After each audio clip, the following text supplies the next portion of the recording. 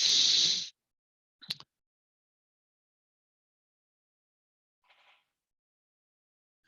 it's recording. So off we go. We are the Ocean Uncertainty Quantification Working Group, and it's Tuesday, September 22nd. And I'll thank my co-chairs again, Kimberly Baldry, Regina Easley, Donata, and Christoph, who Donata's not here yet, and she'll be along shortly. And our first speaker is Adriana Sutton, and she's a research scientist at the Carbon Group at NOAA's Pacific Marine Environmental Lab and the Joint Institute for the Study of the Atmosphere and the Ocean. She's been there for about 10 years. And before that, she worked in Washington, D.C. as a Sea Grant Knauss Marine Policy Fellow and Congressional Affairs Specialist at NOAA for 3 years, where I think you actually get to see the sausage being made. So Adriana, I'll share my screen and move the slides forward for you as we agreed. Great. Can you hear me? Yeah. Wonderful. So yeah, I'm joining from my phone, so hopefully I don't have any technical difficulties here. We practiced this last night, so of course it will go flawlessly now. Yeah.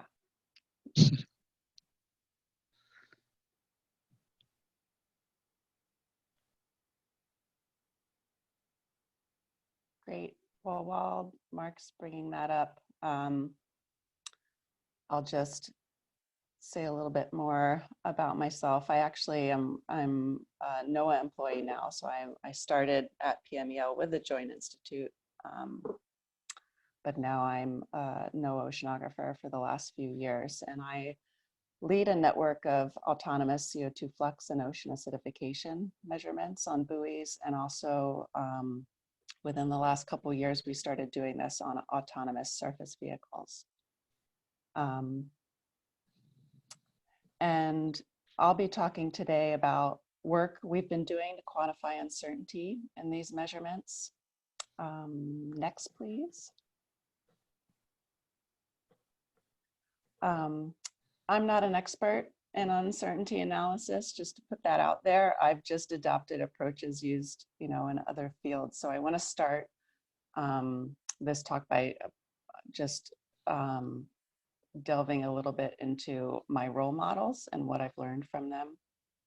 Then I'll show some examples of how we've estimated uncertainty in our measurements, the parameters calculated from those measurements, and how to constrain uncertainty in estimates of long-term trends. And I'll end with some recommendations for best practices. Next slide. So I've definitely relied a lot on the expertise of international metrology labs and how to estimate uncertainty. They tend to do a really great job making information easily accessible. And these are two documents that are examples of the really great resources here on the left that they make available online. What's also been useful to me is seeing how other communities apply these techniques to their observations. So since I work on ocean CO2 issues, the atmospheric greenhouse gas community has been my role model for many years in how to do this effectively. Next, please. And I've learned a lot from this community. First, the importance of standard reference materials, which is another service our metrology labs provide. For the greenhouse gas community, this is really key because they need to maintain unassailable records that can withstand litigation, in a future world where these records are used to verify whether emissions are being reduced or not. In our network, we actually use the same CO2 reference gas that the atmospheric community uses. And a while back, we considered because we can't achieve, with the sensors we use, we can't achieve the low uncertainty that the atmospheric community achieves. So a few years ago, we did consider going to other CO2 standards that were less expensive, but we decided against it for this reason, because we want to have that connection to WMO certified CO2 reference gases. Second, the greenhouse gas observing community also dedicates 25% of their time and funding to data quality control, which is something I feel like the ocean community broadly underestimates. And lastly, they meet regularly to intercompare and reassess their methods. They do this every 2 years. So determining uncertainty is not a one-time thing for them. It's something they are always reassessing. Next slide. So a little background on our measurements before I talk about our uncertainty. To observe the ocean carbon system, there are 4 components that we can measure that are shown here: dissolved inorganic carbon, alkalinity, pH, and PCO2. If you measure or estimate any 2 of these, you can predict the rest of the carbon system. So you can use these measurements to estimate aragonite saturation state, which is a ocean acidification indicator. Next. So on decadal repeat hydrography cruises, we rely primarily on people in the lab to make measurements. Next.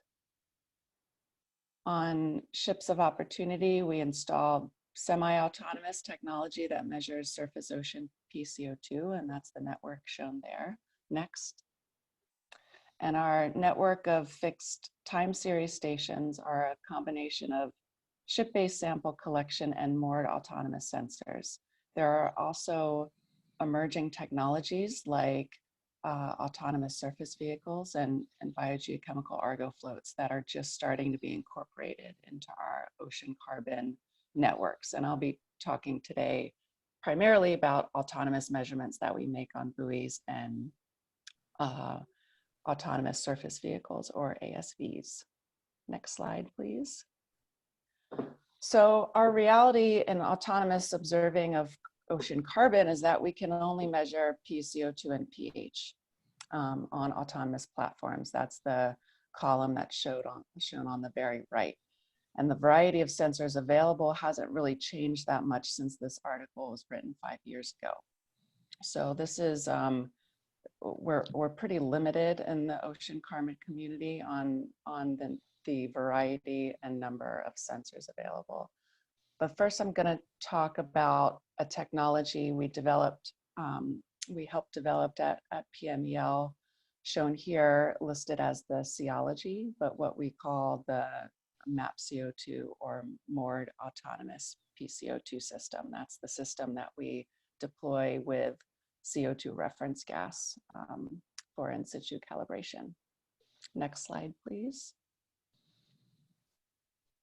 Okay, so again, I'm not reinventing any wheels here. This is how the metrology experts recommend we estimate uncertainty in new methods, by constraining all the potential errors in the measurement and propagating those errors. In this method, we measure XCO2 in an air sample. So XCO2 is like the concentration of CO2. And that air sample is partially wet. Because we're on a buoy, we have limited power. We cannot completely dry the air sample. We just don't have enough power for that. So our sample is partially wet. It's about 30% humidity. And then we calculate dry XCO2 by correcting for that water vapor. So this table shows how we've constrained all the errors from the precision and accuracy we've constrained in the lab to the known errors within that dry calculation. And then we propagate them through a root sum of squares approach. Pretty straightforward stuff. And this was published in a paper back in 2014. And just another note, you know, one thing that has been really helpful for me in maintaining an observing system is that, you know, our group spends a lot of time on data quality control, getting data out to the public, getting data products out to the public, and journals like, the Best Practices Journal, but also the journal that we published this paper in, Earth System Science Data, have been really valuable because I can publish a paper and check that box that I have to check, while also, checking another box of constraining uncertainty and making this data product available. So it's been really useful. Next slide, please. So we don't stop there when we are constraining uncertainty, because sensor performance in the field is not the same as in the lab. So we rely on field validations to confirm or deny our lab-based uncertainty estimates. Field evaluations in a variable ocean is really a challenge, and we've learned to do these evaluations in regions with characterized variability. So we have a sense for how much the difference between observations is due to natural variability in both space and time. It can help to tease that apart from real difference in the sensors. We also continue these intercomparisons over the long term.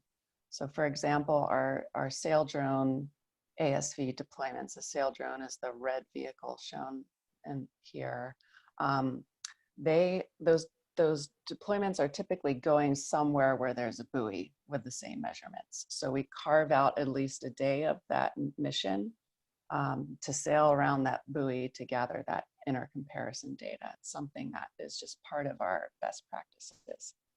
Next, please. Here are maps of where some of these intercomparisons have occurred between ASVs and ships or buoys. And next, please. Here on the right are results for seawater and atmospheric CO2 in a paper that was published a couple months ago. And these field evaluations confirmed our uncertainty estimates made in the lab. Next, please. So I mentioned earlier that we can use our PCO2 and pH measurements to calculate other parameters. In this case, aragonite saturation states, what I'm showing here. In this paper, we looked at two different ways to calculate saturation state with the PCO2 and pH measurements one way, and then with the PCO2 measurements paired with a salinity-based estimate of total alkalinity.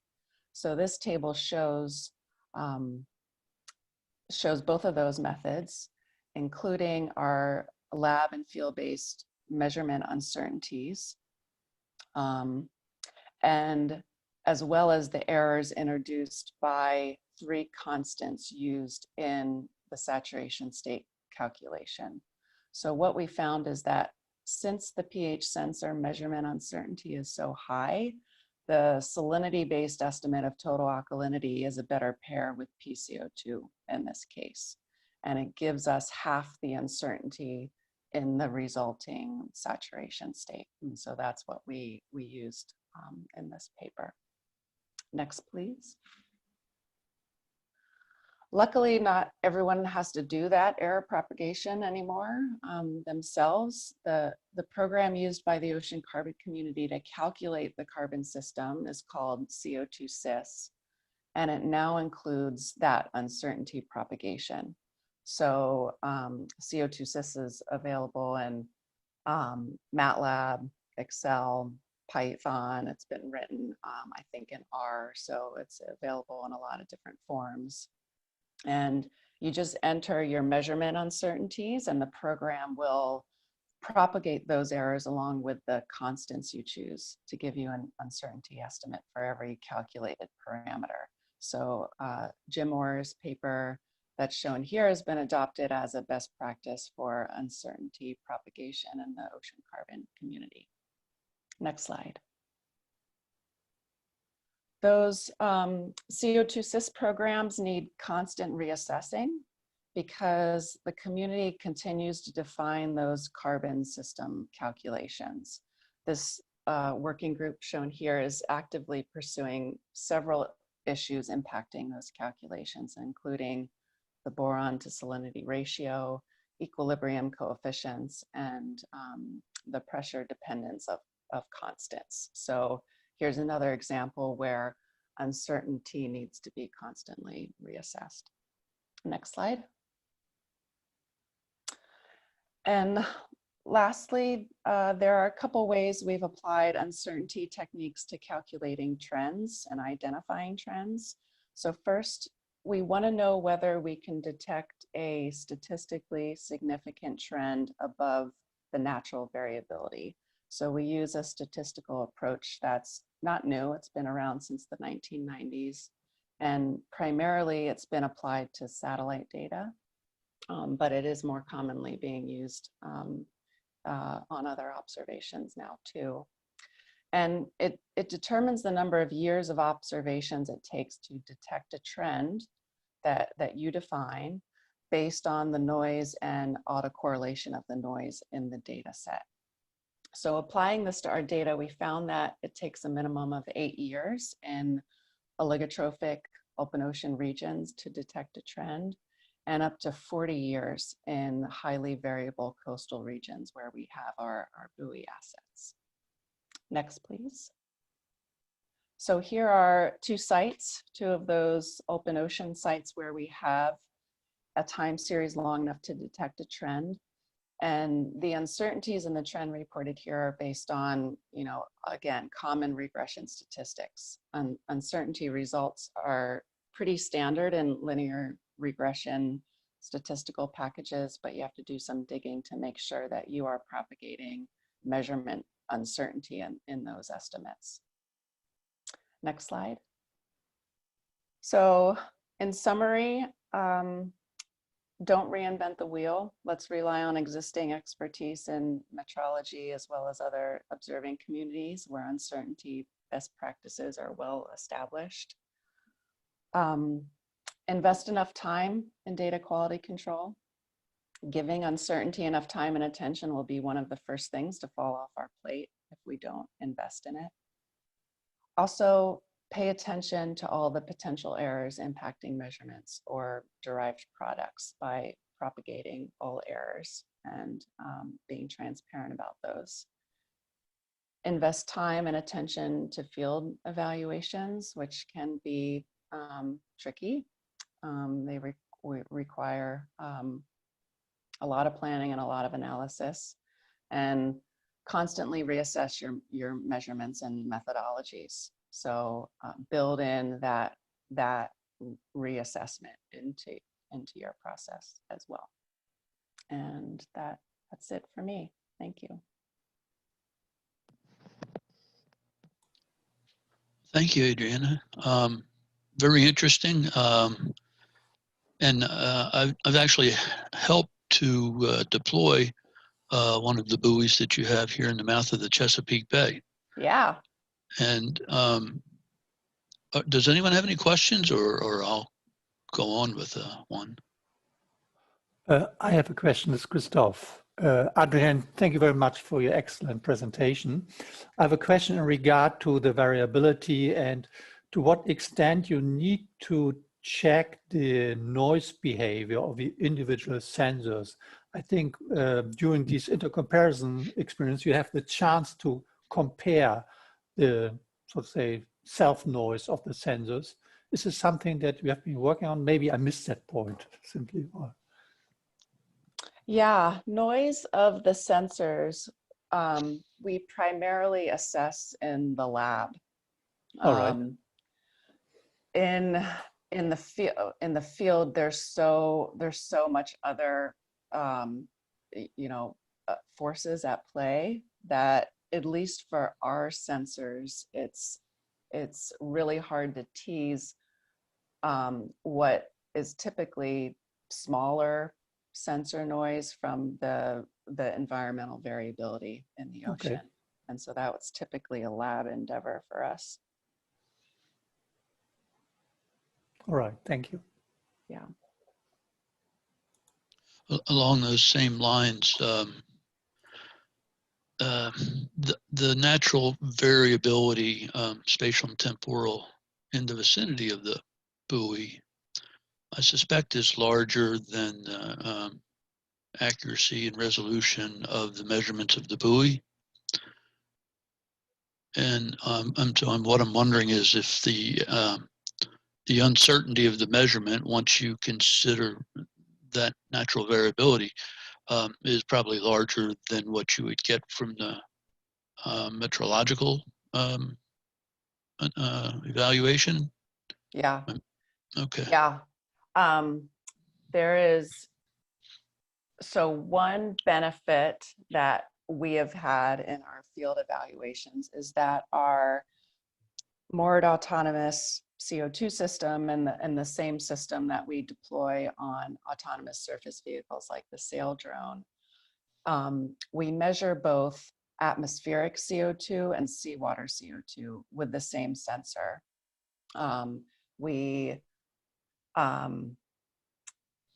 So in the atmosphere, which is well mixed and has less variability than seawater CO2, we can use that atmospheric comparison to identify uncertainty in the sensor in the field a lot easier than we can with the seawater CO2 measurement.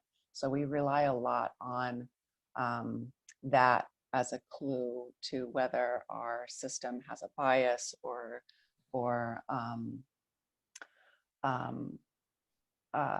whether the uncertainty is higher than we expect it to be. So that has been one benefit for us, is that we have that air connection. The Alliance for Coastal Technologies has been doing, in the US, has been doing a lot of sensor inner comparisons over the last decade. And they did a comparison of CO2 sensors a while ago, probably almost 10 years ago. And they did some interesting work where they, when they went out to the buoy assets where they were doing the inner comparisons, they would spend significant time, in a boat taking a lot of measurements around that buoy to identify spatial and temporal variability around the site. And they, in their write-up of that work, they use that to identify what the environmental variability was and compared that to the variability that they saw in the sensors. And they ended up using two different coastal sites, or they ended up doing this work in two different coastal sites, but only really relying on data from one of them that had less variability, natural variability than the other. So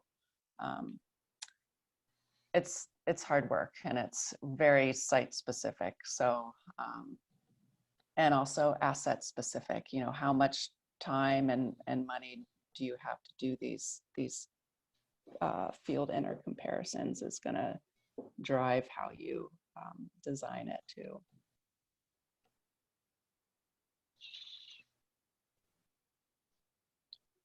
Other questions? Yes, please. Just to follow up on a previous one discussing the uncertainty of measurements. With discrete laboratory chemical measurement techniques, an important parameter when thinking about the components of uncertainty is what's referred to as the reproducibility of the measurement, which is essentially can be imagined as what you would expect it to get if a range of different analysts in different laboratories under different conditions using different instances of the equipment were to measure the same sample. What would the standard deviation be? Mm-hmm. And I'm wondering what analogy there is for that in a discussion like this, where there are individual instruments which we've seen discussions of, but there are more than one instance of such an instrument, and are they necessarily moving in lock sync, which is the impression given by the brief uncertainty discussion you gave? Great point, Andrew. And I don't, we haven't pulled that apart in our uncertainty analysis. Our, in our work in the lab, when we identified instrument uncertainty, it included the use of several different instruments. So it collated data from several different instruments, as well as included, several technicians touching the instruments and doing those analyses. So right now, that's tied up in our existing measurements, but we haven't tried to pull that apart explicitly. But they were the same set of calibration gases and calibration Yes. bases Yes. for the thermometry and all the rest of it that might not be so carefully controlled if one was just looking at map CO2 or ceology systems distributed in various places around the world. Exactly. Yeah, the greenhouse gas community, I think, does a better job in that, especially with their, certified reference materials. They do a lot of work in that. But you're right. We haven't pulled that out explicitly. Thank you.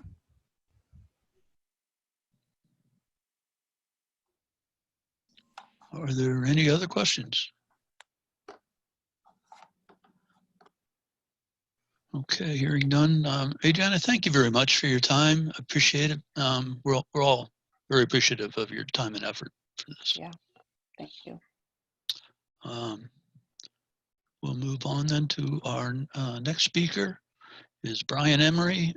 He's at the Marine Science Institute at the University of California in Santa Barbara, where he focuses on improving the accuracy and resolution of ocean current measurements and identifying errors and and observing errors in oceanographic HF radar observations.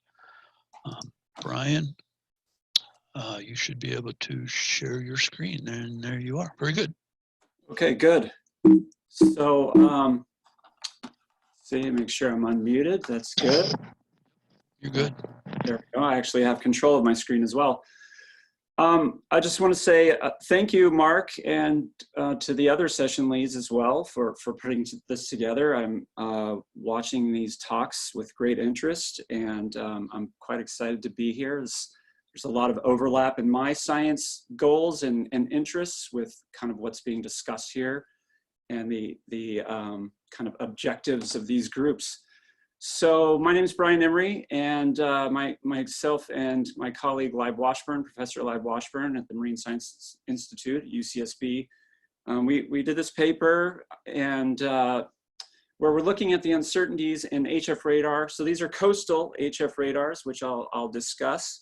I could have titled this talk Peculiar Uncertainty Estimates because, and I'm guessing this is not uncommon, that when you get into these data pipelines and you see where the uncertainty is coming from, you might get some sort of odd results that you then have to figure out, how to propagate those forward. So that's kind of the teaser, I guess. So just so that you know what I'm talking about here, this is an example of the Santa Barbara Channel, and let's see.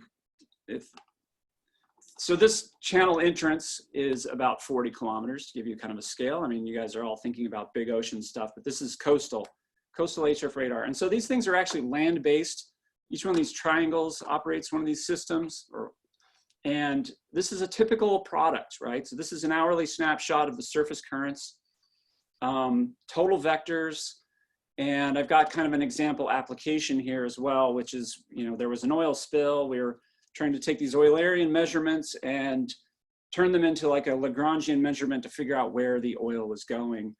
And to zoom out a bit, there are about 153 of these radars that receive funding from NOAA, operations and maintenance funding, to sort of keep the lights on and send these surface current velocities to a centralized server where they can then be put to use by people in applications like oil spill response, search and rescue, and various ecological and scientific applications.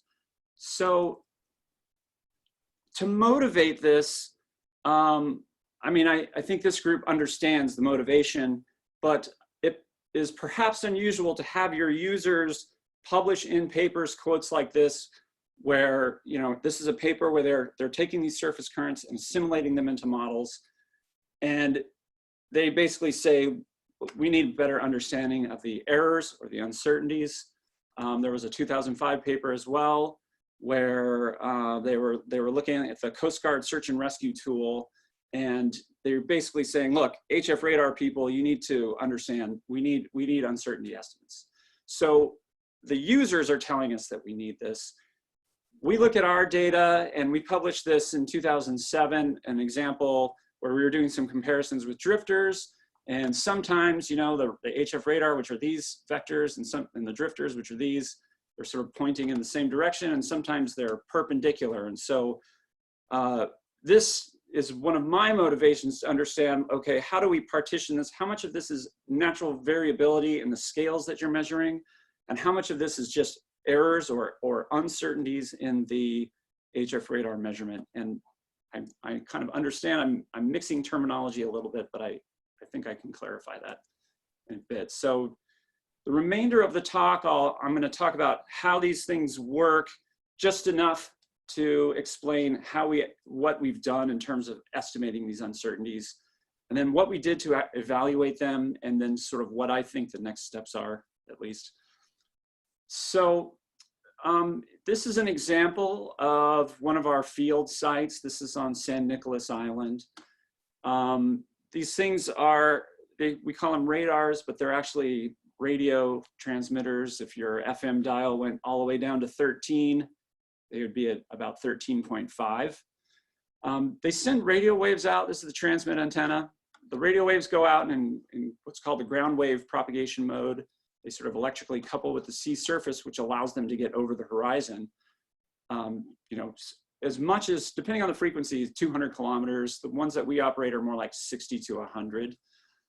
But these things, the radio waves go out and they bounce off the sea surface. There's a resonant interaction with ocean waves that are half the wavelength.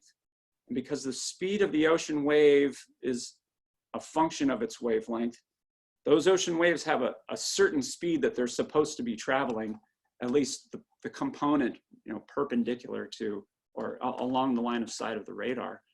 And so if we measure a different speed or a different frequency shift, we attribute that to the surface current. And so the radio waves bouncing off the sea surface, just like a police radar gun, kind of give us a Doppler shift.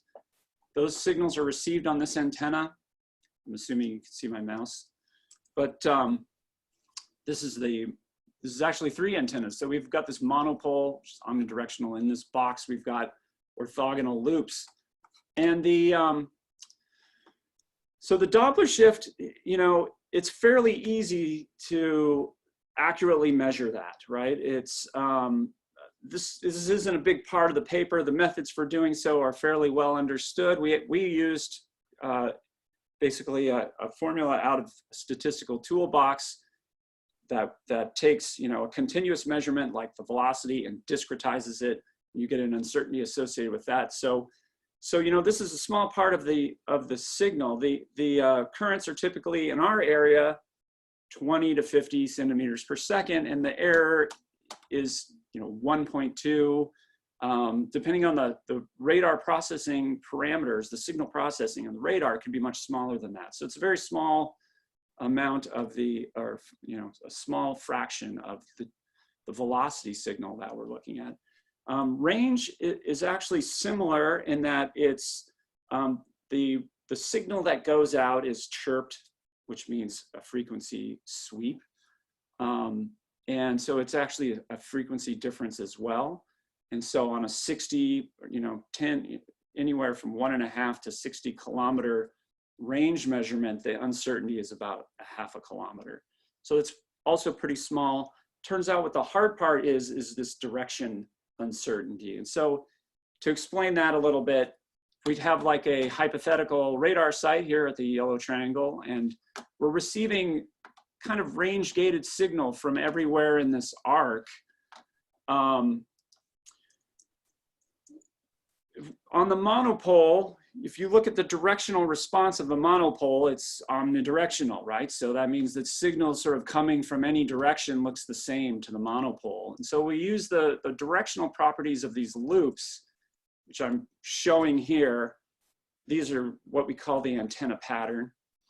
You could see that, or you could imagine, I suppose, that if the signal's sort of coming from this direction, you get the full signal on the monopole, and on this red loop 1, you get the full signal as well. And then on loop 2, you get some very small fraction of it. And so there are standard algorithms for taking these observations on these antennas, the voltages, and doing direction finding. And one of the algorithms, probably the most popular one, is an algorithm called MUSIC. You can imagine the field of direction finding is pretty big in the radar world. It's a pretty important topic, and so we basically use these methods. Now, there is also, I'm putting this up here, but let me just explain that this field of direction finding is quite big, and two of the biggest names in the field are Stoika and Niharai. And in 1989, they did this paper where they took this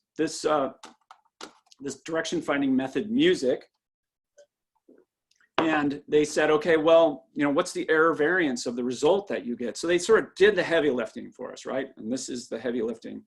The important part of putting this up here is that the error in the direction measurement, and they use the term error, which I'll explain, is a function of the noise level, so the signal to noise, and that antenna pattern that I was talking about. Okay, so these things vary in space, right? Radar measures over a large area. The noise level varies pretty much with range, but the antenna pattern varies as a function of direction, right? It's a function of bearing. And so how these things combine can be pretty strange. Now, they were calling it the error variance. This is a theoretical work, so they were sort of assuming they knew what the true value was. But the way that I'm using this is, I don't know what the true value is, but I'm using this to estimate what the uncertainty is. And I'm sort of guessing this is a typical kind of application of something like this. So, so we get this direction uncertainty. It's a function of the signal to noise ratio and the antenna pattern, the directional response pattern of something like this. And so we can compute these things. And so then the question is, well, okay, well, how do we evaluate this? And so we did a number of things in the paper, one of which was to exploit the fact that we've got a radar on an island here. And this is, a couple of, it doesn't matter really, but the San Nicolas Island, Santa Cruz Island, we've got these radars. They look at the same patch of ocean from different directions. So they're sort of independently measuring the same piece of ocean. We choose these points in the middle because the signal to noise ratio sort of drops as a function of range. The resolution changes as well. And so they should be roughly the same in this area. And so we can look at time series from this sort of collection of grid points, which I'm showing here. And, if you do that, they look, quite similar, which is comforting, right? You can safely ignore these points up here. My code takes the data and produces this time series.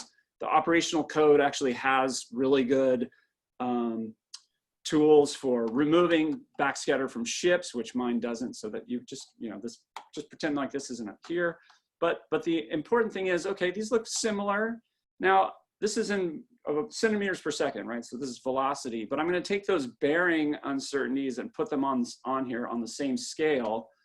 And so this is, I'm sort of mixing units, but what you get is something that seems to work, right? These points that are outliers, they have really, that's like a uncertainty of 20 degrees or something. And so a lot of these, whereas like the clusters of points tend to have smaller directional uncertainties. And so for this, in the radio wave operator working group meeting, which is the collection of people who run these radars, QA/QC is always a popular subject.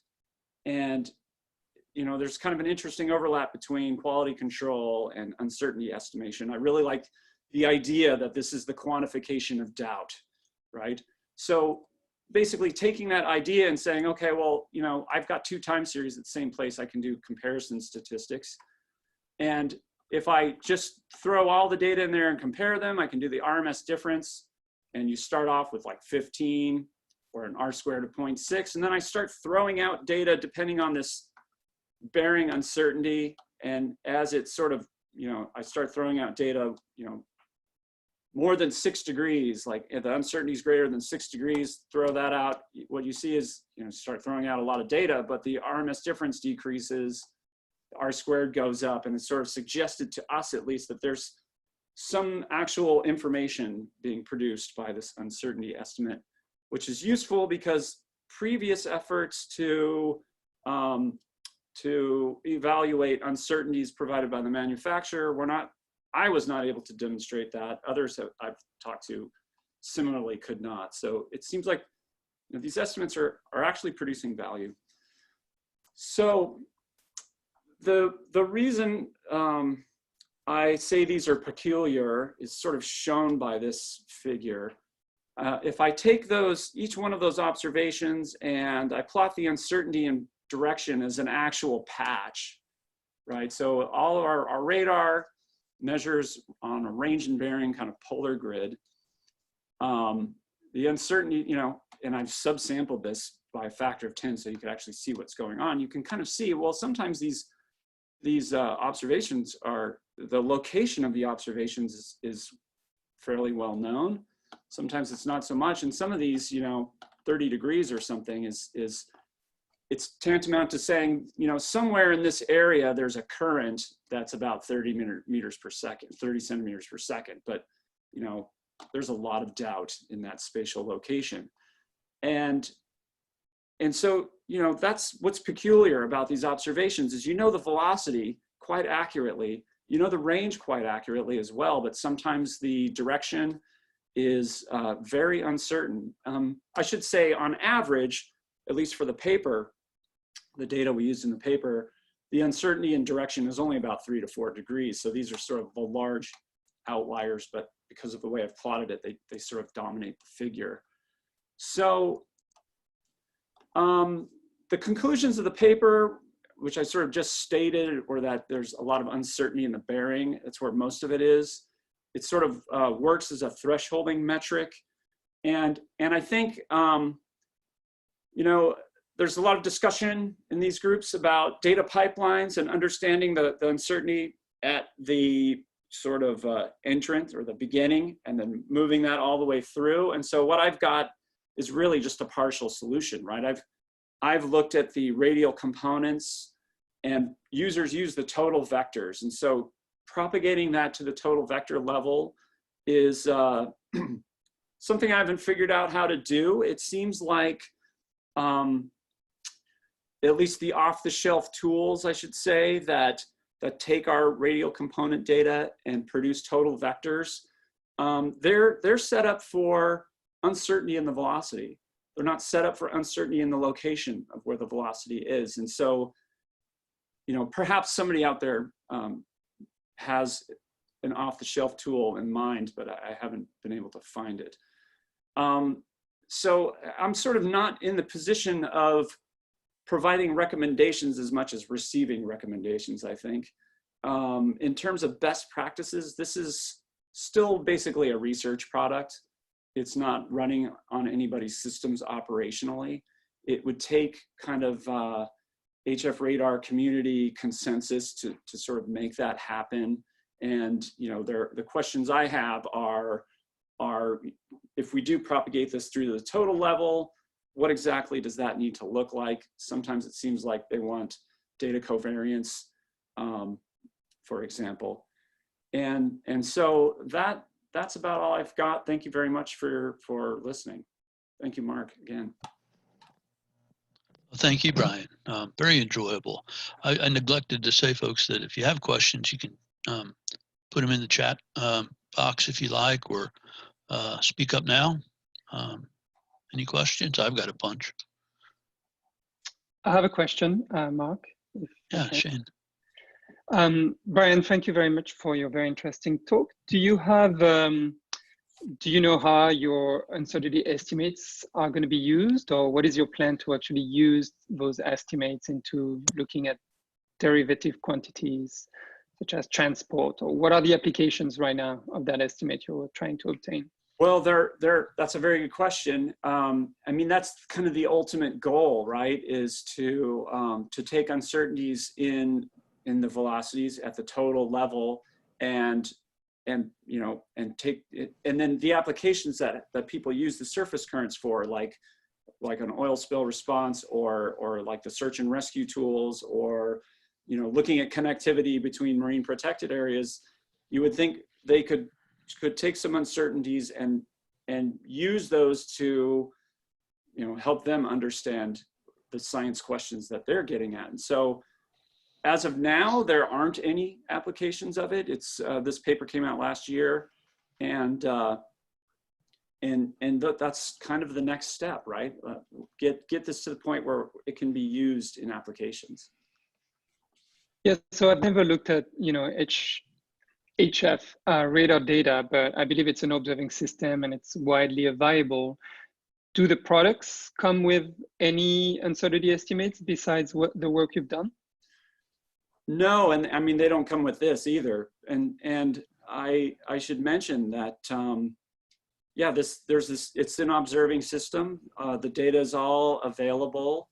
There are some, you know, GDOP type of uncertainties that have to do with kind of the geometry that works out when you're taking these sort of strange polar grids and combining them. There's some uncertainty that creeps in from that, but that's almost like higher level, right? These radars have been operating for, I'm not sure how long IUS has been around. Maybe it seems like maybe 7 years. A lot of the radars, some of our radars have been running more than 20 years. So we've got like a 20-year data set. There's not really any uncertainties in any of that. There's no uncertainties in the data products. And as you know, as I said, the users have been asking for it. And so I think this is an important problem, and you know, hopefully we can solve it. Thank you. Thank you. Yeah, and I should say I'm very interested in kind of the workshops and things that your group is putting together. I'll be watching kind of the CLIVAR uncertainty quantification group pretty carefully. Hey, Brian, I have a question. The uncertainty estimates are the same for other types of high frequency radars, for example, the phase arrays? Well, they could be, right? So one of the things that we've got going for us is that about 90% of these radars are the same, right? They're the same system. They use these direction finding methods that I've sort of discussed. Other radars, such as a phased array, can use beamforming, right? Which is sort of much more intuitive, simpler, although and the uncertainty from that is also fairly straightforward. You can also use direction finding. And so anything that I come up with for these types of radars that I showed, which are called CSONs, could be applied to, and I would recommend that they be applied to like a phased array radar. And I work with a colleague at Woods Hole who's operating a different type of radar. It's not phased array, but it's you know, has many more receive antennas. And so, you know, I sort of strive to cover all the bases, right? Okay, thanks.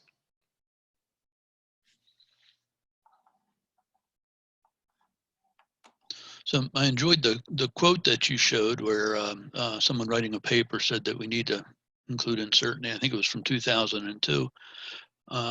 Coming into this session, I began to realize that the communication of the uncertainty values is a challenge. You know, even if you could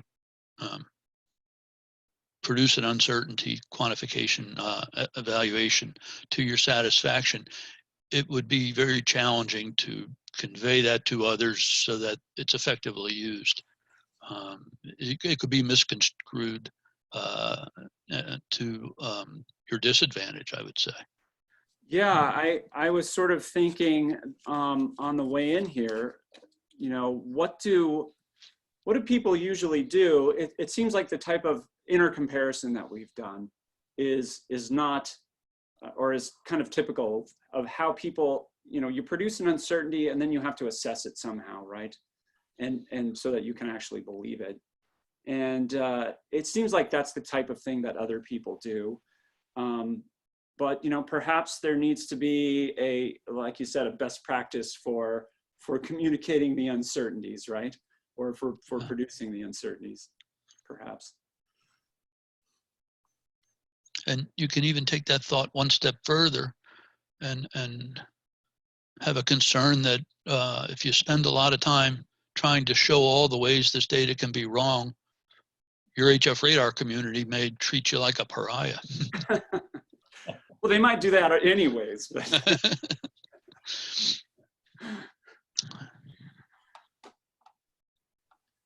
Are there any other questions for Brian? Hi, Brian. Thanks for your very nice presentation. I was wondering, could you back up a couple of slides to your map of the uncertainty? Is this the one you were talking about? Yeah, I was wondering, like, do you have any thoughts or comments on, like, why, like, in the southwest part of your domain, the uncertainty spikes kind of as you get farther from the signal, but then decreases again, and then there are again these green bars. So I'm talking about the left bottom quadrant of your plot, and where there are these long greenish, yellowish, greenish probably sections. Sure. So farther away and farther away from where your cursor is now. Here. Yeah, I mean, there's a number of problems at this site. I mean, first of all, I should say that the signal to noise ratio decreases the further you go away from the site. Yeah. Which is part of the problem. This site in particular has some of its own problems in that, you know, with the antenna pattern. So those directional loops that I showed you, that's sort of the ideal, right? Anytime you put one of these in the field, you get something that is somewhat less than ideal. And so that's part of what we're trying to get at is, you know, you have this continuum of antenna patterns. I mean, we've even tried to install these radars on like a giant metal pier, in which case both of those loops from an orthogonal antenna looked more or less the same. And so there's sort of no directional information, right? And so you have this continuum from ideal to just terrible. And so the question is, you know, how do you assess at what point you can't really make any directional measurements? So there's problems with the antenna pattern. Right next to the cursor, there's actually an oil platform. And this is about 2 kilometers from our site, something like that. And I think that has an influence on, you know, it's roughly the size of the radio waves. I mean, it's larger. The radio waves are like 25 meters. I've actually got a plot where I've kind of demonstrated for the first time to myself, at least, that it does have an impact on the measurements kind of in this area. And I think that's kind of, when you start getting out into this area, the signal to noise ratio is low enough that something, you know, that is causing like some refraction or diffraction of the radio waves starts to become quite important. And so that's kind of my best guess as to what's going on in that area. And as I said, you know, this plot is kind of takes the bad things and sort of makes them stand out because it's, you know, they cover up all the other ones. But Yeah, I was curious why, like, it would go to like 30 and then drop again and then go back to 30 or 35. It probably has to do with like for example here, you know, the particular velocity associated with this patch, you know, maybe there's more signal, so that the signal to noise ratio will vary within a range cell. So it's possible that the particular velocity for this patch in particular had a higher signal to noise ratio, so you can kind of get it more accurately, whereas, you know, a velocity that has a lower signal to noise ratio kind of within that range cell is going to be much less certain than, you know, than something, you know, on the kind of the other side of the range cell perhaps. So does that, I hope that answers your question. Yeah, yes, thank you so much. Sure. And thanks for joining us today. Brian, just a quick follow-up question. Sure. Were the antenna patterns calibrated? Yes, we sort of fairly regularly, we use drones now actually, but I think we do it like a few times a year, and when I made this plot, I'm sure I grabbed whatever was the most relevant calibration. Okay. You know, if I had used an ideal pattern, I might get small, you know, I haven't looked into this, so it might think it's more certain. I'm not sure how this would work exactly, but yeah, that's a good question.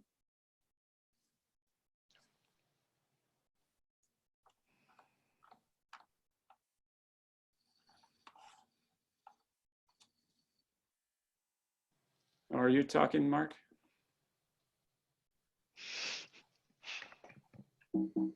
Mark, you're muted. Yeah, sorry. I have two ways to mute myself, and generally that's a good thing. You started with a velocity uncertainty of, I think, 1.2 centimeters per second or something. Yeah. Has that been determined rigorously using metrological techniques? For example, the error, the uncertainty budget, where you're looking at the resolution of the Doppler frequency shift and things like that? That's a good question. I think that if you did that, you would probably get something much smaller than 1 centimeters per second. And so what I'm saying is there's an FFT processing, right, of the received signal. And I think the binning associated with that FFT produces more uncertainty than other things, even though it's still quite small. I mean, there are other ways that we could test it, you know. We've used as I mentioned, the backscatter from ships. You know, this is a ship made, a lot of ships sort of go through the channel here. They sort of go south of the islands as well.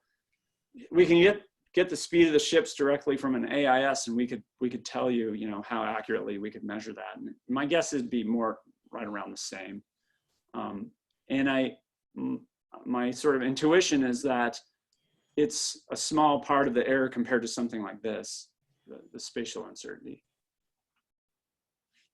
So, the reason I asked the question is just I use HF radar as the example of where strict metrological considerations are virtually impossible to apply through the whole system. You can do parts of it like the heading you've done and so forth, but for the overall system, I just don't know that it can be done. Yeah, I mean, when we do our calibrations, we have a signal source that, you know, we sort of fly around out there with a drone. Sure. And, you know, it's transmitting at a known signal. And so we can determine the frequency of that signal. So it's almost equivalent to what you're talking about. And I'm sure that the binning, the FFT binning adds kind of more uncertainty, but that's a good question. Okay. Well, thanks again, Brian. Enjoyed the discussion. Your time's appreciated. Donato will introduce our next speaker.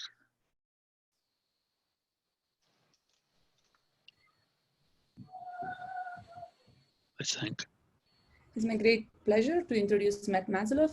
Matt is an associate researcher at Scripps Institution of Oceanography, and he studies ocean and earth system utilizing model observation synthesis.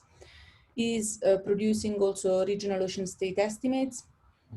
His primary regions of interest are the Southern Ocean, Tropical Pacific, and Californian current system currently. And he's really an expert in improving methods to derive mapped products.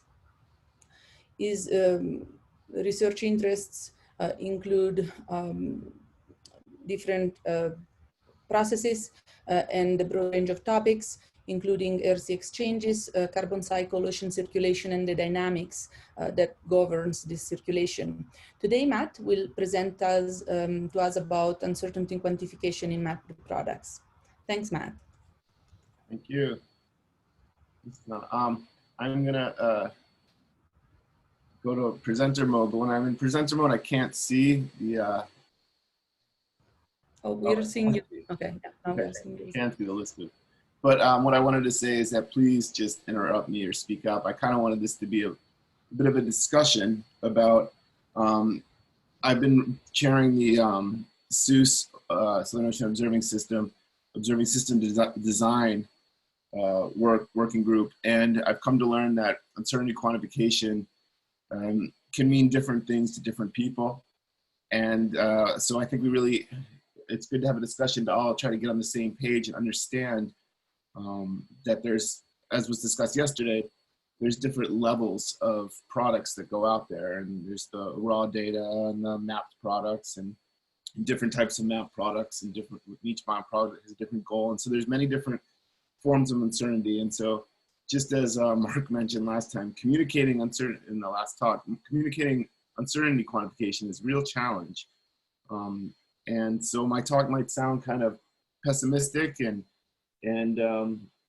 I might be pointing out all the things that have kind of come up in my experiences, but I think it'll be good to discuss how to move forward. And so I want to talk about basically signal and noise, and how some people consider someone's signal could be someone else's noise. And as an example, and to kind of motivate, it's quite easy when you're doing objective mapping to make formal mapping errors. And you can say, oh, look, here's how well we're constraining the Southern Ocean. This is how, the map of how well the upper ocean temperature is constrained in April 2014. And you see some holes there and other holes there. But these numbers, these 0% to 100%, really depend on how you design, how you derive what is the signal that you're mapping. So there are many different ways to map: objective mapping to data assimilation with a model, to machine learning. And it's easy to make a map, and you have to be careful. It's very easy to make one that makes no sense. And for example, you can plug data into Ocean Data View and ask for a map, and it gives you one. But as someone who does mapping, you know you should never have maxima and minima away from the data itself. That means something else is going on, whether it's how you describe your prior or your signal to noise. You know, so you can make these beautiful maps, but what is the formal uncertainty? What is the true uncertainty? And it's a real challenge to communicate. This is the most complex slide, but I really want to walk through it because it does explain well, when you get a map product, what's going on with the uncertainty in it. All data assimilation or mapping or interpolation can be thought of as having a background value. For many times that's just 0. Or if it's or you know, it could be some mean value and you're trying to map anomalies, but you have a background value. And then you have new data. So XB is the background value, your prior. And you have new data, that's Y. And you have some way of mapping your background value to Y. That can be a model. It could be an ensemble of models. It could be EOF modes. You know, the H is incredibly important to discuss. But for the point of this talk, I don't want to discuss how you're doing the mapping. It could just be a stencil, you know, of interpolation, nearest neighbor. So we're just going to set H to 1 here. And we're going to talk about K. K is the gain matrix, how much you move your background value So your final mapped product, your XA, your analysis, how much you move your final mapped product towards the data. And so your analysis is a prior plus an update driven by observation minus prior difference. H models the estimated state to data, but for simplicity in this talk, we're going to set H to 1. And so what the gain matrix becomes is really a measure of signal to noise. In the unified notation, it was decided in our community in 1997 we should have unified notation, and what was chosen was P was the error covariance on your prior, and R is the error covariance on your data. And so you can see that K is just a weighted sum of background error, P, and observational or ratio. So for perfect data, R is basically 0, and kappa becomes 1. You just push your map towards your data. And for very, very noisy data, R is very large, and you're not moving towards your data much at all. So it's just this ratio. How much do we move towards our data?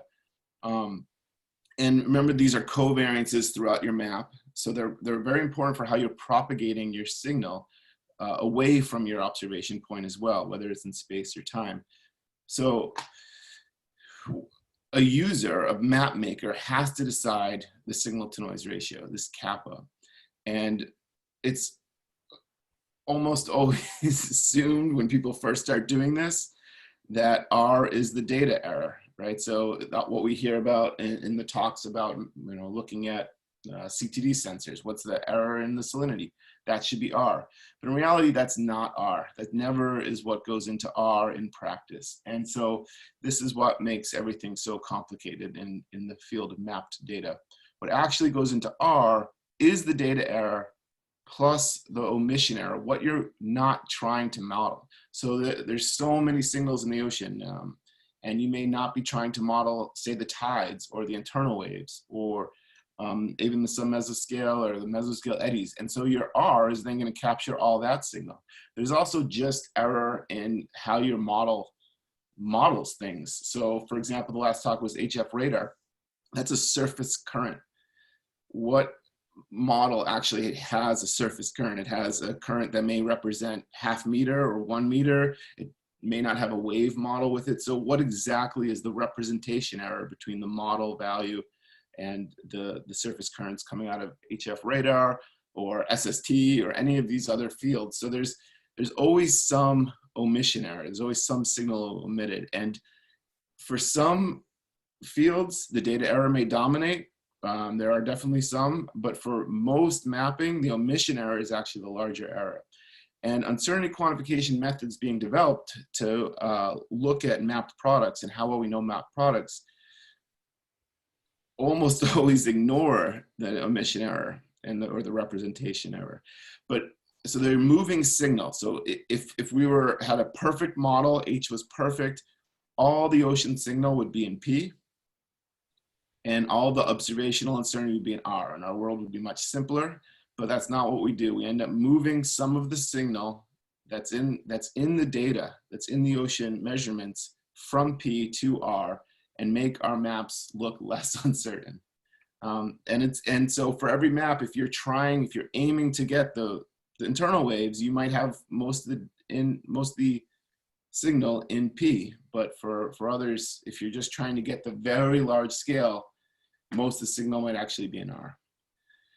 So we can go and we can estimate P. We do this typically if using either models or derived statistics from models. Here's an example where we've looked at model statistics and we've come up with kind of a correlations, covariance scales for different fields. Mikael yesterday talked about deriving it from data itself, which works great if you have enough data. And you can come up and you can say, all right, well, here are my correlation scales in the model. But then, and so I've written papers where we've estimated correlation scales and then gone and made these kind of, once you know the correlation scales, then you can propagate that information and say, here's the uncertainty. But hidden in there is where I say that first I low pass filtered the data to make the scales longer. And I mean, I don't hide it on purpose. It's just, it's a subtlety to the, and I chose a signal to noise of R of 1/3. I'm saying that most of the signal is actually in this high frequency stuff. This is the uncertainty for the climate signals, the 90-day heat content, the large scale changes in ocean heat content. This is not the uncertainty map for the true instantaneous heat content, which would require the signal to noise to become very large, and this whole map would look very different. So to kind of illustrate how we choose, how do I do it on time? Yeah, to try to illustrate how we choose what R should be, we typically look at things like moorings or some kind of data set that does include the full signal. And then we look at, so here's the steric height from a mooring in California. These two lines, the upper line, the black and the red are mooring time series. And we have a model, and now we want to bring this model into consistency, but we have to say, well, what scales are we going to bring into consistency? And typically, at least at first, we'll always want to fit the kind of large scale signal, which means this whole wiggle, which is a real signal. It's not observational error, but this whole wiggle becomes representation error. And so omission error arises from low resolution, missing physics, or shortcomings in the model synthesis methodology. Here it's shortcomings in the model synthesis methodology. We don't have control of the internal waves in this optimization, so we're not even going to try to get them. We're going to say that we're going to try to fit this large scale signal, but we're not going to try to get the little wiggles, and that becomes uncertainty that we're omitting from the entire process. I wanted to give an example of what work we've done to try to shift representation error from R back into P to try to optimize it. And this was a work carried out by Ariane Verdi and myself and Bruce Cornell. And we have a state estimate of the tropical Pacific. And we decided that we wanted to try to get the mesoscale eddies correct in this. And so I don't want to get into all the details, but we had to be able to control them. And so we had to figure out what is our assimilation window. And we said, all right, we're going to reset the model every 4 months. And that should, we played around with that. Can we get away with 5 months? No. Does 3 months make it better? Yes. But then the dynamics don't propagate as much. And we really wanted to see the mesoscale dynamics. So we took this region and we did not assimilate the tau mooring. So tau is held independent as a way of assessing, can we propagate the information into the tau array? And this is just an example of the 2015 El Nino, just to show that we were able to fit the mesoscale. We were able to get consistency. We weren't assimilating VISO, we were assimilating the long track altimetry, but you can see the transition to the El Nino where it's dominating, the Kelvin waves kind of disappear. And then the tropical instabilities come back after.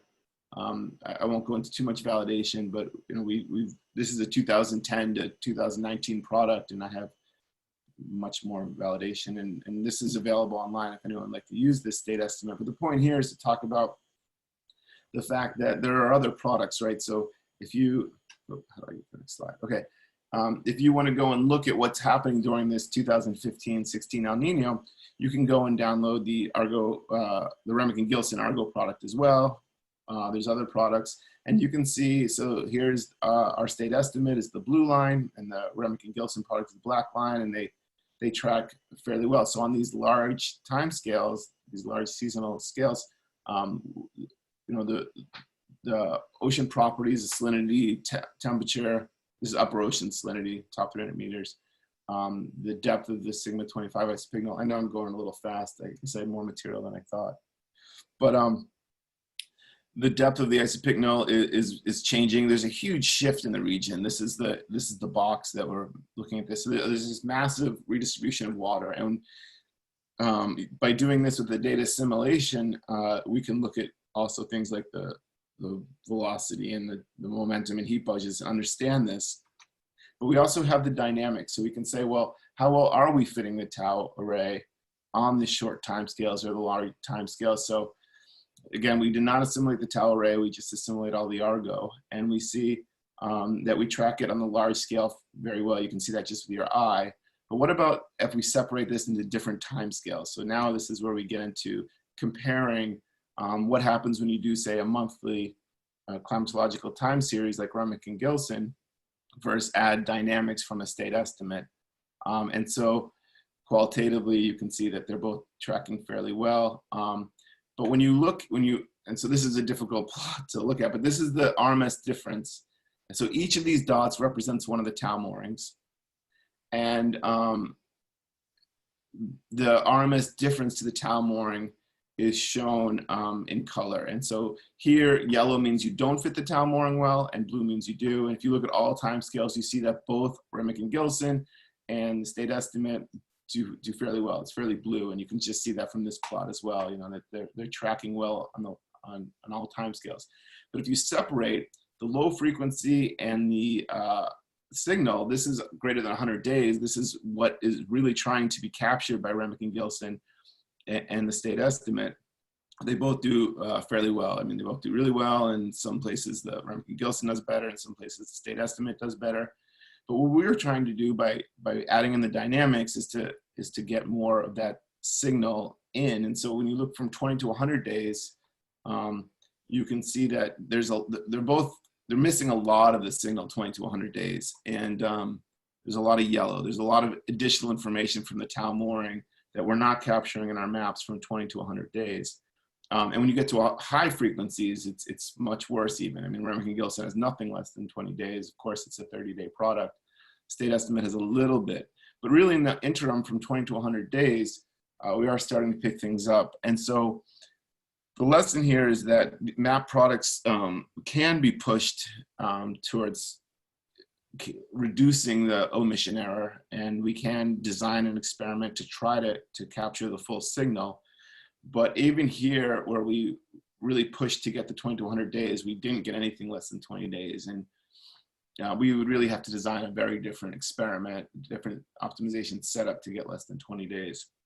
So often you'll hear about, you'll be provided, a map product may provide an uncertainty estimate.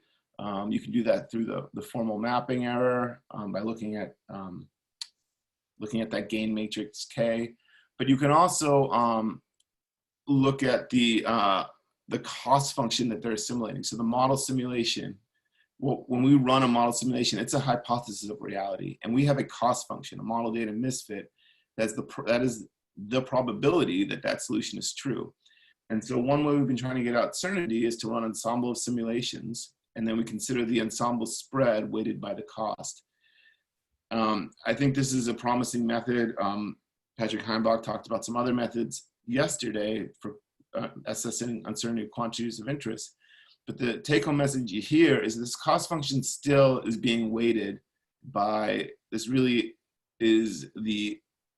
is R, which is the observational error plus the representation error. It's still, when you're getting these uncertainty quantifications, there's still some signal that is being kind of buried in the representation error. And so when when people taking observations talking about their uncertainty, they're talking about the measurement uncertainty. When people talking mapped products, they're often talking about the formal uncertainty, and this representation error is often neglected. So in summary, the formal mapping error, this is what it looks like. This is just P, kappa times P. But basically, one assigns a signal when someone makes a map and a noise, and one often gives a formal mapping or a commission error, stuff that's in the optimization.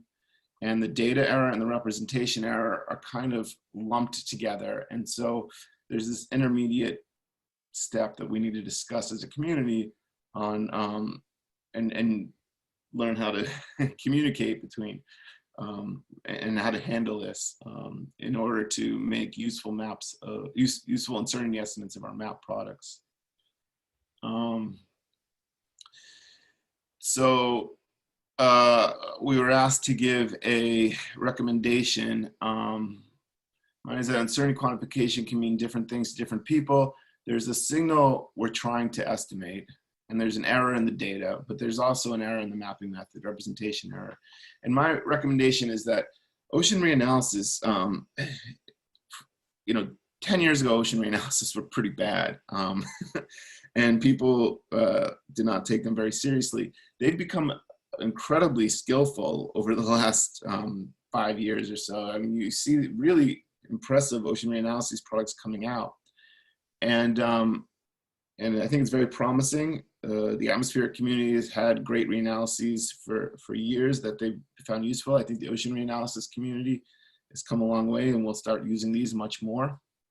And there's a large group of people that are writing intercomparison papers. My recommendation, though, is that these are typically focusing on the model data differences, and those data are often the assimilated data. I think we need to discuss in these papers method choices, for example, how one is constructing P and R, because these are really important to understand how the signal is propagating away from the assimilated data, and how, or we can, another way to do it is hold data independent, but it's not just that, because it's also, how well are we fitting the dynamics, and how well is our reanalysis true to laws of nature. So I realized, even though I said I wanted to be a discussion, I just now looking, there's 6 chats that I didn't get to, sorry. So the first question I'll address is UQ part of the oceanographic curriculum? Yeah, I agree. It's not. Data assimilation is barely part of the oceanographic curriculum. Okay, I'll take questions. Thank you for letting me get this off my chest. Thank you, Matt. Very fascinating presentation. Thank you. And I'm sure there are questions. Please go ahead. Hi, Matt. This is Shen. Thank you very much for your talk. So during your talk, you talk about representation error, and then sometimes you talk about omission error. Did you mean the same thing, or did you mean 2 different things? I do, yeah, sorry. Some groups call it omission error, some call it representation error. It does, in my even just giving one talk, I used many different terms. No, but that's fine. I was just wondering, so you were talking about the same thing. Yeah, right? I was talking about the same thing, yeah. Okay. It's omitted signals, it's signals not being represented, yes. Okay. I think maybe Kyla is going to talk about that afterwards. But in your last slide, or the one before last, you had commission error. Was that a typo, or is that something else? Commission error is the opposite of omission error. It's what you actually keep in, so it's the P. So I learned these terms a lot from the Earth community. They use this in geodesy. They use commission and omission, and instead of just uncertainty and representation, I guess. I don't know. Yeah, sorry. I should have. No, that's okay. No, that's very interesting. Thank you very much. Yeah. It signals you commit, you allow to come into your assimilation. You acknowledge. When you take like a gravity, a mean dynamic topography or a gravity product, the EGM08, for example, paper shows the commission error. It shows the formal mapping error, but it does not show the omission error.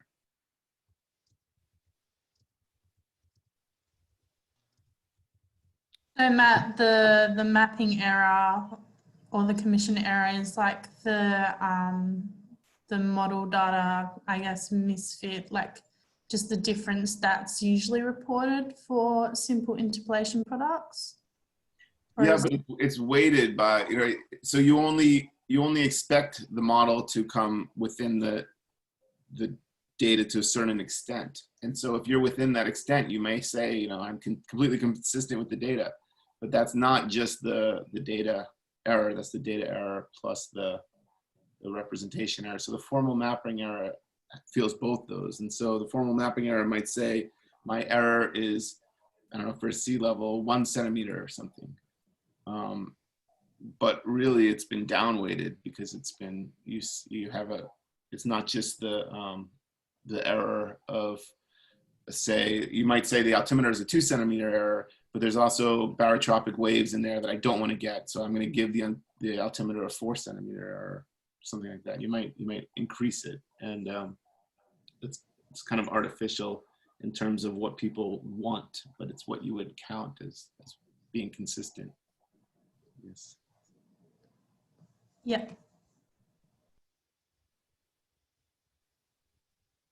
Matt, I had a quick question. I was wondering, like, if you could comment a bit about that number, like 1/3 that you pick, and you say like you pick it constant. Yeah. And I feel like, yeah, it's constant at all depths and everything in your case. Yeah, I mean, that was just at one depth that I was showing, or one integrated depth. But yeah, you can look at the say you can look at a mooring, and you can look at the spectra of temperature, and you can say, all right, well, if I cut it off at 10 days, how much energy is left in there? How much variance is left? And you can say, all right, even though that's real ocean signal, and Argo sees that and observes that, I don't want to try to get that. So I'm going to say that Argo uncertainty is all that variance sub 10 days or sub 20 days plus the CTD error. So you have moorings in the tropical Pacific, but like in other regions you don't.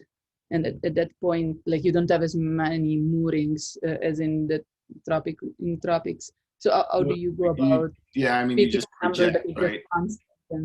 You assume spatial homogeneity of the statistics a bit. You say, all right, well, yes, the Southern Ocean, I only have 2 moorings, but I'll just take those 2 moorings and I'll say that, I mean, that's not what I do, actually. For my state estimate in the Southern Ocean, what I did was I took the formal mapping error from Remick and Gilson, and I used that as my uncertainty. So what I'm saying is I want the state estimate that I'm doing in the Southern Ocean to be as good as Remick and Gilson. And I do that because that state estimate, I'm not trying to get the mesoscale eddies. And so either are they, and so I feel like I'll just use their formal mapping error. So there's there are shortcuts with formal mapping errors that, yeah, as we were discussing yesterday, there are like shortcomings in these like formal mapping errors. The formal mapping error, and another way to do it is to take the Remick and Gilson and difference it from Argo, and then you can kind of map those differences and say that's my uncertainty. But what if there was only one observation in the whole block of Remick and Gilson in the whole region? They would have 0 misfit there, but it doesn't mean their uncertainty is 0.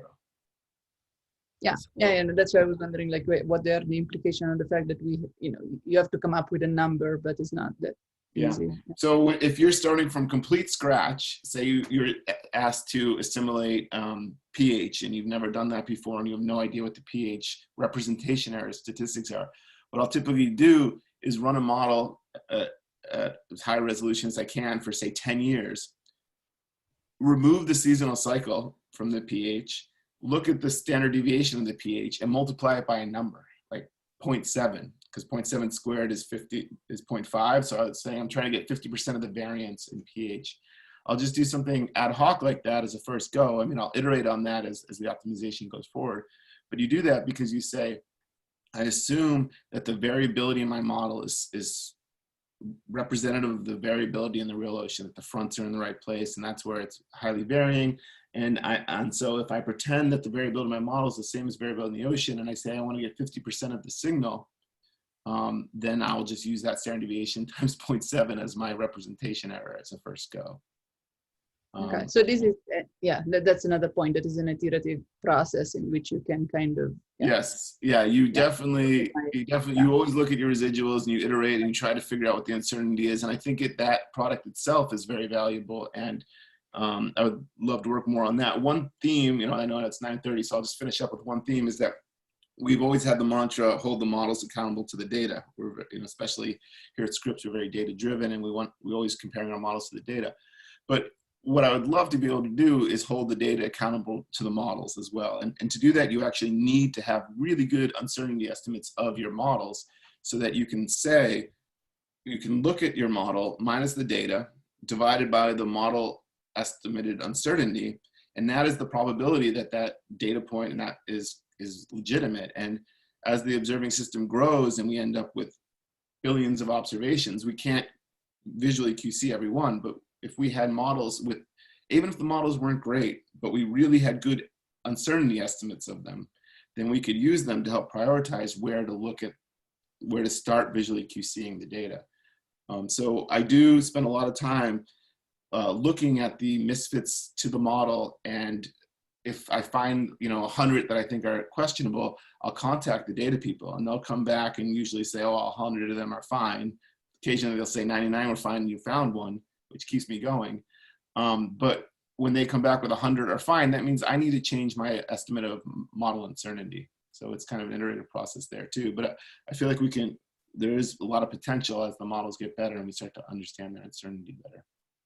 Yeah, thanks very much for your insights and for your very nice presentation. And yeah, I'm curious to continue this conversation, but we can do that offline. Thanks, Matt. Thank you.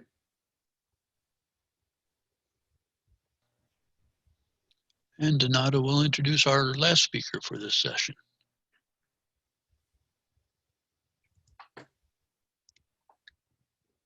I'm very happy to have here today Kyla Druska. Kyla is an oceanographer at University of Washington at the Applied Physics Lab. Her work focuses on understanding processes in the upper ocean at the Earth's interface on a wide range of timescales, from a single rainstorm to submesoscale fronts to thousands of kilometers. She's an expert in using in the statistical implication of combining different types of observations. Like she uses data from in situ platform and satellites. And when you use this kind of observations, satellite and in situ observations represent different time scales and spatial scales. And comparing using this together require consideration, which we will hear more about today in Kyla's presentation. Thanks, Kyla, for joining us. Thank you, Donata, and thank you for inviting me, you and Mark, and for everyone for organizing this session. So let me share my screen, sorry. Okay, so I am going to talk about another flavor of representation errors, a little different than what Matt talked about, but I think it's a nice follow-on. I'm going to focus on how representation errors can actually be confused with measurement errors. And I use the example of satellite salinity measurements, because this is what my research focuses on, but representation errors, as we heard from Matt, and as I'll discuss a little bit, are relevant anytime we're thinking about comparing data or model output from different sources or platforms that represent different space and time scales. Oh, okay. So to start, a little bit of background. In 2009, the European Space Agency launched the first salinity satellite called SMOS. And since then, 2 more satellites have been launched by NASA, Aquarius and SMAP, and these measure salinity from space. And these satellites have really transformed our ability to monitor surface salinity. Basically by providing salinity measurements on space and time scales. Snapshots, and we're putting those.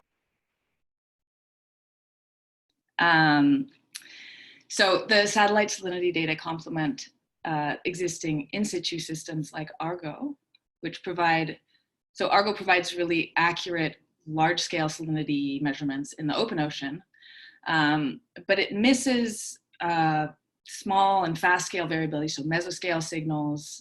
Argo can't capture coastal oceans or marginal seas very well, or energetic regions like boundary currents and fronts. And this is where satellite salinity measurements are really valuable. And you can see this nicely here in this map. This is a sea surface salinity monthly map from SMAP. And you can see this beautiful variability. Let me do this. You can see river plumes and tropical instability waves in the Pacific and fronts on scales you really can't capture with other platforms. Now, as with any satellite product, a lot of validation has been carried out with the satellite salinity missions. And I think this is especially the case just because it's such a new platform. You know, that we've had about 10 years of satellite salinity data, so there's been intensive validation efforts in the last 10 years. And typically, this is done by making comparisons with in situ data, and most of that in situ data is Argo float data, although some drifter and mooring and ship data is also used. And the basic principle is pretty simple. Satellite data and Argo float data are matched up in time and space, and statistical comparisons are made. And the main statistics that are computed are the bias, which represents the offset in the satellite data, and the RMS difference between the satellite and Argo, which represents the errors in the satellite data. And this is just an example here of all of this map salinity data compared against matching Argo data. So for 5 years, there's something like 600,000 floats. And you can see in this case, this is the global data, the global comparison. So there's basically no bias. And there's a pretty big root mean squared difference depending on what salinity value you look at. And so where this really gets informative is when you break down the comparisons into certain regions or look at seasonal variability, and that allows you to sort of understand the sources of this error. And these validation statistics are used by the algorithm development teams to identify issues with the products and to inform the algorithm development. And so they look at where the differences are large and say, well, there's something wrong with our corrections here. What, you know, how can we fix these? So there's two major complications with this matchup approach, and they're both examples of representation error. And these are vertical and horizontal salinity variations. And so I'm going to go through those one by one. The schematics sort of represents how we compare the satellite and the Argo data.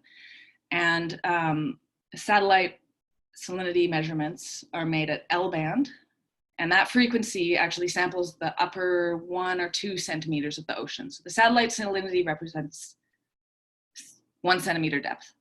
In Argo floats, the shallowest measurement is typically at 5 meters. Some of them measure a little shallower. So something like 1 to 5 meters depth. And so in the case where the ocean is really well mixed, 1 centimeter and 5 centimeter salinities are generally the same. You know, the upper, throughout the mixed layer is well mixed, so those represent the same value, and it's completely appropriate to compare them.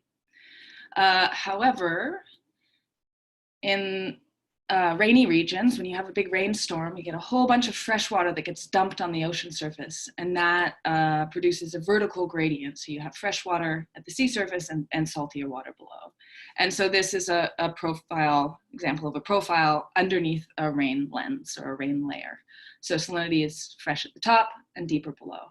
And that means you have a vertical gradient. You have a difference between this 1 centimeter depth that the satellite measures and this 1 or 2 or 5 meter depth that the Argo flow measures. And so even if both the Argo data and the salinity data are perfectly accurate, you're going to see a difference between the two of them.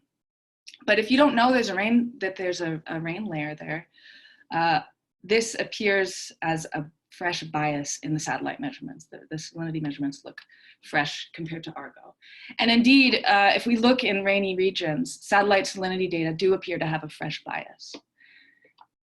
Really, this is just a representation error. The satellite and the Argo floats are measuring different layer of the ocean.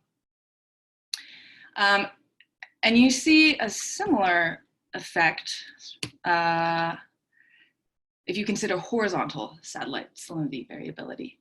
So this schematic again illustrates that the satellite measures a footprint that's like 40 to 100 kilometers across, depending on which satellite you're talking about. Whereas the Argo float pops up somewhere in the ocean and it represents one single location. So in the case where the ocean is horizontally uniform, you can expect that the Argo float represents the average salinity in the footprint. And I should say that the satellite covers this footprint that's 40 kilometers across, and it returns a Gaussian weighted spatial average of salinity within that footprint. So if there's no horizontal variability, the Argo probably looks pretty similar to the average in that footprint. And those are totally reasonable to compare. But in cases where we have a lot of horizontal ocean structure, it's a different story. So this is a snapshot of sea surface salinity from a high resolution numerical simulation. And this is the California current region. And you can see this super strong salinity front, a lot of submesoscale features and swirls. And this is about the size of one satellite footprint. And you can imagine that an Argo float popping up at this white dot or this red dot, it would measure very different salinities, neither of which would represent the average salinity over this footprint. And so both of these would look like they had errors compared to, or the satellite measurement would look like it had errors compared to Argo. And indeed, in areas with strong horizontal salinity variability, the RMS difference between satellite and in situ data can be really large, suggesting a large error in the satellite measurements. But again, this is representation error. These differences are due to the satellite and the in situ measurements representing different scales. So this is not unique to salinity, as we heard from Matt. Anytime we compare data or model output from platforms that represent different space or time scales, representation errors should be a consideration. And so I've put a few examples up here, but there are many. Sea surface temperature measured from satellites has the same sort of problems as we have from salinity, although the satellite SST measurements measure the very upper microns of the ocean. So it's kind of even more complicated to compare them to deeper measurements. And this schematic was developed by the GRIST group, who's been thinking about this problem for a long time.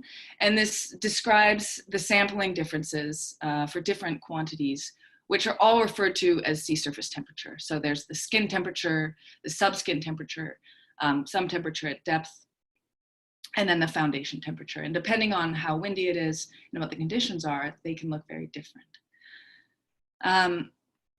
All atmospheric measurements measured by satellites, so air sea fluxes, precipitation, winds, those are all validated against buoy data, which are very sparse. There's just not that many buoys out there. So this is a really tricky representation error problem because we don't even know what the horizontal scales of variability actually are. So we don't even actually have a good sense of what the representation error is because we don't know how air sea fluxes vary in space, other than what we can get from these satellites or from models. And this is something that both of the speakers brought up, so it's an appropriate example. HF radar, as we heard, measures currents to sea surface, but it's validated against drifters, and drifters come and can represent different depths. Space-based remote sensing or aircraft-based remote sensing also gives you the currents at different depths. So again, trying to validate, and we didn't hear about this earlier exactly, we heard about a different aspect of HF radar uncertainties, but comparing against in situ data is really complicated because of this depth difference, and we know the upper ocean has a vertical structure in currents. So what do we do about representation errors in satellite observations? I have a few suggestions or strategies here. There's certainly others. Number one is really trying to estimate how much sampling differences contribute to our satellite and in situ comparisons. And we can do that with models, we can do that with observations. And this has been done in a lot of cases. And so this is an example from salinity. This is a paper I recently published in which we used sea surface salinity data or near surface salinity data from a whole bunch of volunteer observing ships to estimate the variance of salinity on the horizontal scales smaller than one satellite footprint. So basically the standard deviation over 100-kilometer scales. And that's what's shown in the top panel here.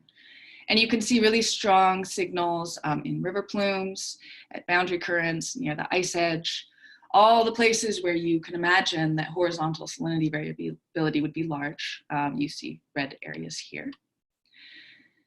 The bottom panel shows the RMS differences between satellite and Argo. And it turns out there's a lot of reasons that satellite data have errors. Representation error is just one of them. And actually, in the case of salinity, it turns out that salinity measurements from space are really bad in cold waters. So all of these high latitude red areas are just because satellite salinity measurements are terrible in cold water. But if you look outside of the cold water regions, you can see that the root mean squared differences is pretty high in areas with the high subfootprint scale variability. So in river plumes, where it's rainy, more river plumes, boundary currents, those areas kind of line up here. And so this type of analysis allows us to get a handle on how much of the satellite Argo differences are due to representation errors. Okay, strategy 2 is to develop ways to match up satellite and in situ data consistently. Unfortunately, one of the sources of confusion is that people use totally different ways of different strategies for matching up satellite and in situ data. So some people might look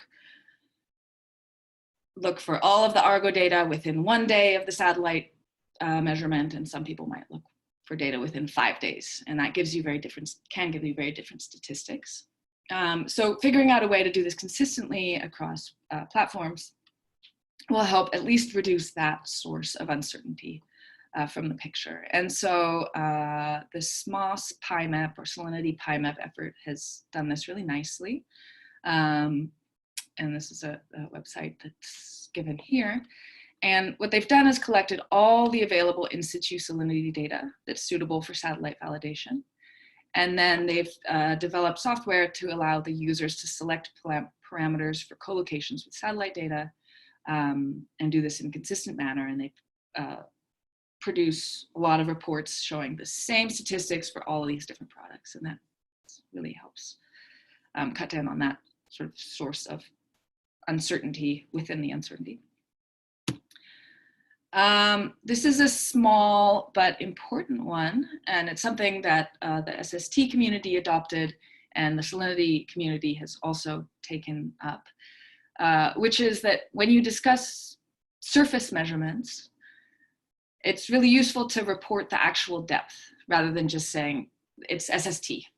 So, and this is my example, you'd say satellites measure salinity at 1 centimeter and Argo measures salinity at 5 meters. And by simply specifying the depth, you can clear up a lot of this confusion about what your in situ or model actually represents.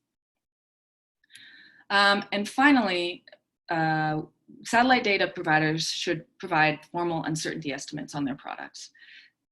And by formal, I mean, based on how the data were produced, rather than on comparisons to in situ or other data.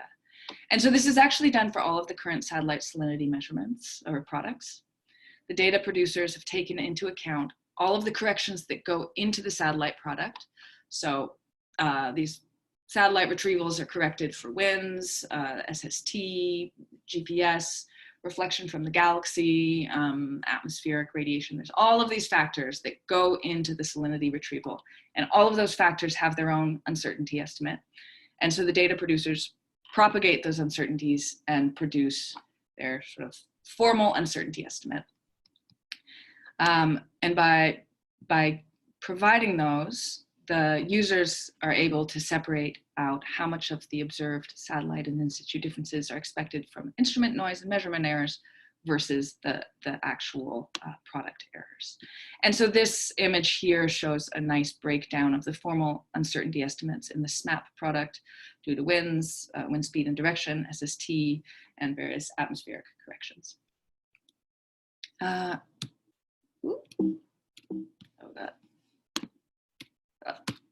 Okay, so recommendations for ocean best practices are just sort of following on these.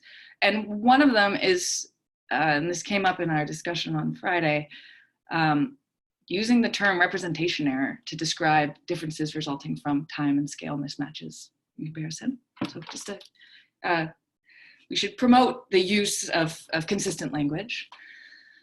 Second, this idea of explicitly stating the measurement depth rather than just sort of using the term surface measurement. And also, I think it's really valuable to promote the production of these formal uncertainty estimates by data providers. So I'm happy to take any questions. Thank you.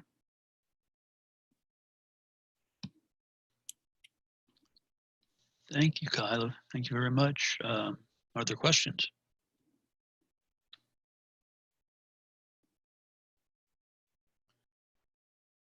Kyla, I'd like to say that, first of all, I always like to measure the same thing using two different technologies. And I like to say that when you do, the extent that they disagree actually determines your ability to measure that thing. It's overly simplified. You know, I agree that if you specify the depth precisely, you get over the vertical gradient issue. But there's so many things that come into play that, you know, sea surface salinity, from these two techniques, they disagree, and that's sort of the uncertainty of the science. It's a thought. It is. I think in the case of salinity, because in situ measurements are, like, Argo measurements are really accurate. For the most part, we trust those. And the satellite salinity measurements are not.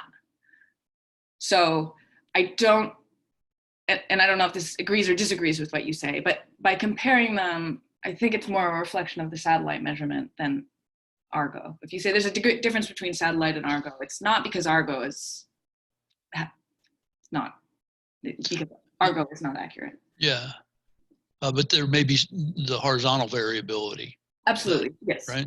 That is not reflected in the Argo data. Totally.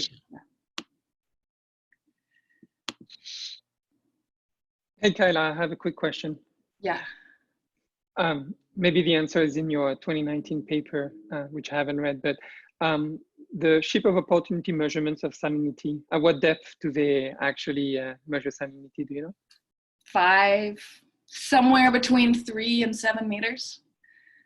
So okay. Yes, that in the rain impacts on vertical gradients, you really mostly see in the tropics.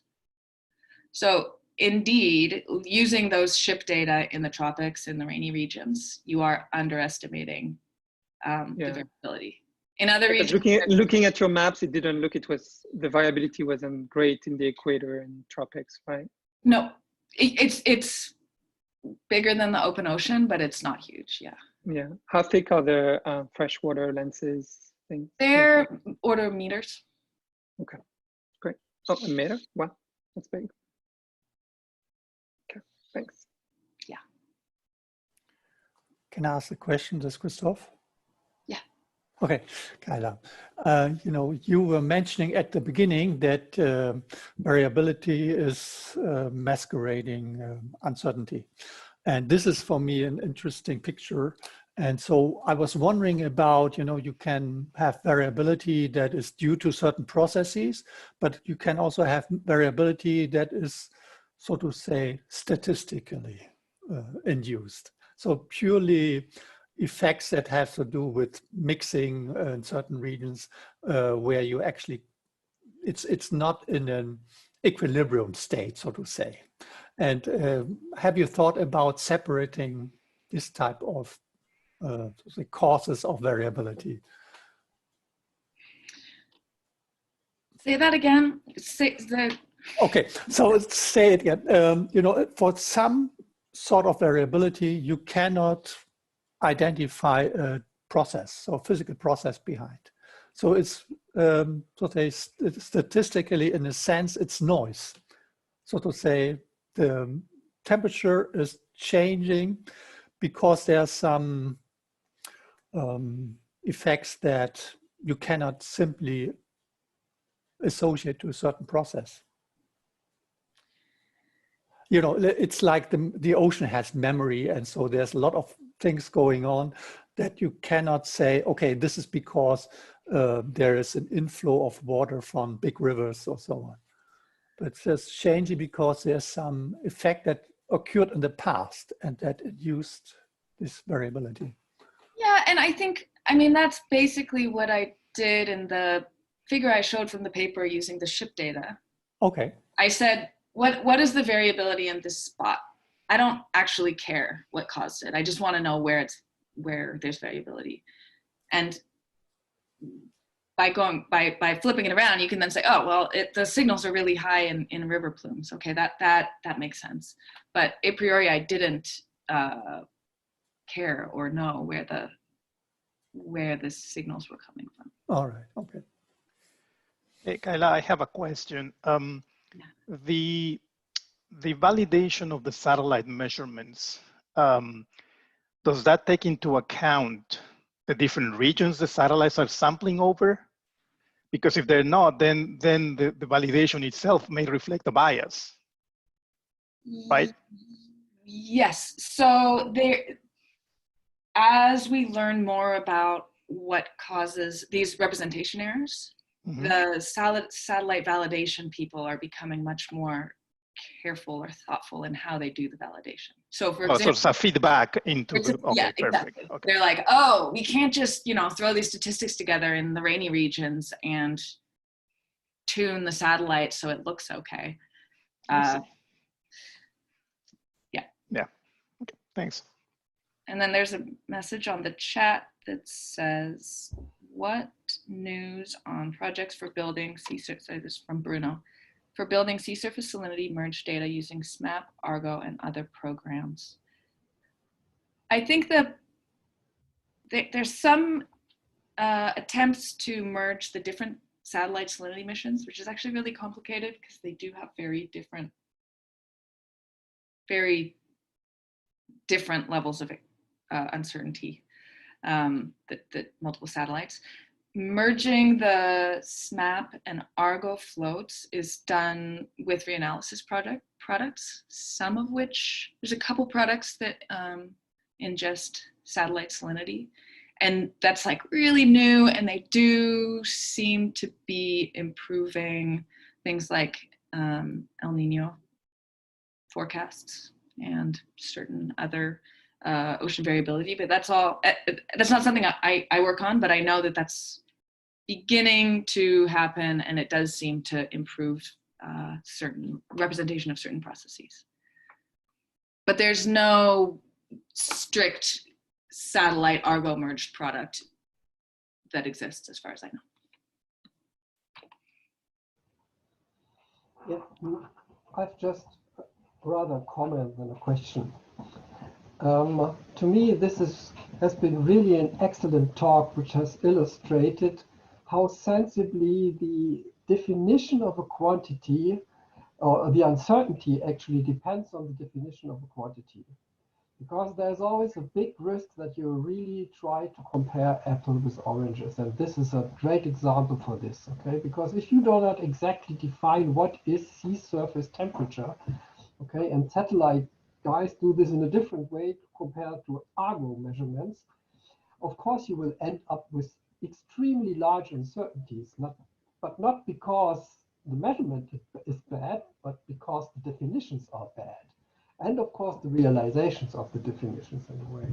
And this has been a super example for this. Good, cool. I'm glad you found it useful.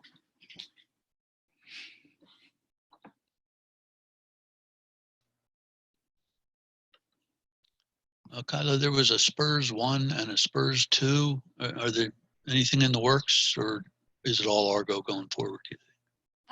So NASA is very interested in high latitude salinity. As I said, the errors are really large in cold water. And so they've just, the proposals are due tomorrow for a high latitude salinity field campaign to look at improving and understanding dynamics of salinity at high latitudes. So yeah. Not really an uncertainty related question, but I was curious. No, and that's a big part of the that campaign is trying to understand the uncertainties in satellites in that really critical high latitude region. Hi, Kyla. Thanks for your really nice presentation. I was wondering if you knew of like comparable efforts of what they have been doing, you have been doing for salinity, also with like ocean color. Like I know that like quite a bit has been done for sea surface temperature, and I was wondering if you were aware of this kind of considerations for ocean colors, and how is the community doing in that respect? That's an interesting question. I don't know of any, and I think the problem is way more complicated for ocean color. Yeah. Because even just the validation is not straightforward, right? Ocean color it's not a physical measurement of a state variable that we can simply. I was wondering like if they are. Yeah, no, I don't know. I'll look into that. This is Matt Masloff. Yeah, there are some people like Emmanuel Boss and Robert Fuen and a couple of people at Seabird that do have a project to put hyperspectral optical instruments on Argo floats and see if they can validate ocean color. But it is a more complicated problem, and I think it's still just beginning. Yeah. Thanks.